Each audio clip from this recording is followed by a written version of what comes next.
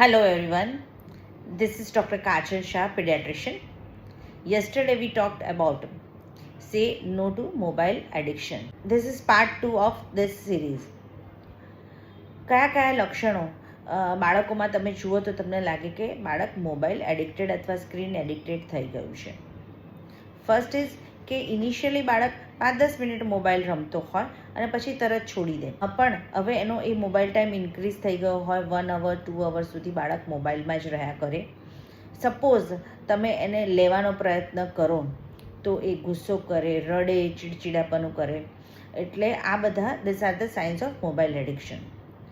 Second is કે તમને homework કરવાનો કે અને પછી બાળક છુપાઈને મોબાઈલ રમતો હોય, સો એ જૂઠું બોલવાનું પણ ચાલુ કરી દે.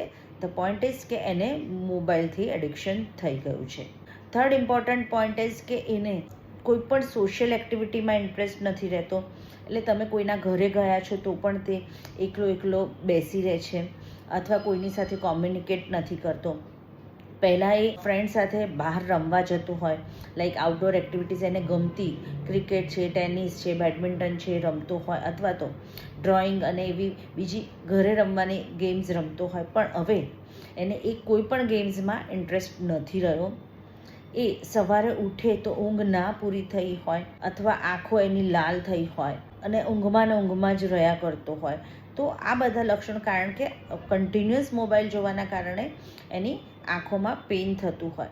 જ્યારે પણ આપણે કન્ટિન્યુઅસ મોબાઈલ જોતા હોઈએ ત્યારે યુઝ્યુઅલી જે પેલી આંખો બ્લિંક થતી હોય ને, એ બ્લિંક થવાનું ઓછું થઈ જાય, એટલે જેના કારણે આપણને વધારે અને વધારે ડ્રાયનેસ આંખમાં ફીલ થતી હોય. ઘણાને ચશ્માના નંબર પણ આવી જતા હોય છે, દેટ ઇઝ કોલ્ડ માયોપિયા. સાથે બાળકો એવી પણ કમ્પ્લેન કરે કે ગરદન દુખે છે, ગરદનથી લઈને શોલ્ડર સુધીનો પાર્ટ દુખતો હોય, બિકોઝ કે કન્ટિન્યુઅસ આમ નીચું જોયા કરતો હોય. તો જેથી આવા બધા પેઇનની કમ્પ્લેન એની વધી જતી હોય. તો then this is the alarming sign. હવે શું કરવાનું? તો ફર્સ્ટ ઓફ ઓલ કે એને તમે મોબાઈલ એની પાસેથી લો છો તો એની સાથે એને બીજી એક્ટિવિટીમાં ઇન્વોલ્વ કરો. લાઈક આઈધર આઉટડોર એને જે ગમે છે એવા સ્પોર્ટ્સમાં એને ઇન્વોલ્વ કરો, ફ્રેન્ડ સાથે રમવા જાય, સાથે કોઈ પણ ઇન્ડોર એક્ટિવિટીઝ ઘરમાં કરે, જેમ કે ડ્રોઈંગ છે, યોગા છે, મેડિટેશન છે, એક્સેટ્રા. ઇવન બોર્ડ ગેમ્સ પણ રમી શકે, કેરમ.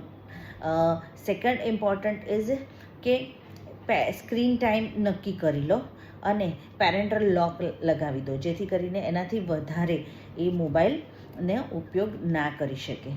અને ઘરે એવો ટાઈમ રાખો કે જ્યારે બધા સાથે બેસીને ટીવી જોતા હોય, જેથી કરીને એ શું જોઈ રહ્યો છે, શું કરી રહ્યો છે એનું પણ તમને ખબર પડે અને એક સારો ક્વોલિટી ટાઈમ પણ તમે બાળકોને આપી શકો. સો બની શકે તો તમે એવું પણ કરો કે અઠવાડિયામાં એક દિવસ ફિક્સ કરો કે જ્યારે નો સ્ક્રીન ટાઈમ, કે જે દિવસે કોઈ પણ પ્રકારના ગેજેટ્સ આવા યુઝ ના કરો, અનલેસ કે જે તમારા વર્ક પર્પઝથી જરૂરી હોય એવા ફોન કોલ સિવાય બીજો કોઈ પણ સ્ક્રીન ટાઈમ ના રાખો. અને તે દિવસે પિકનિક પર જતા રહો અથવા કોઈ એવી શોપિંગ કરવા જાઓ સાથે, આવી કોઈક એક્ટિવિટીઝ કરો કે જેથી કરીને બાળકોનો મોબાઈલનો ટાઈમ ઘટાડી શકાય અને બીજી વસ્તુઓમાં ઇન્ટરેસ્ટ લે. This is very important. Thank you.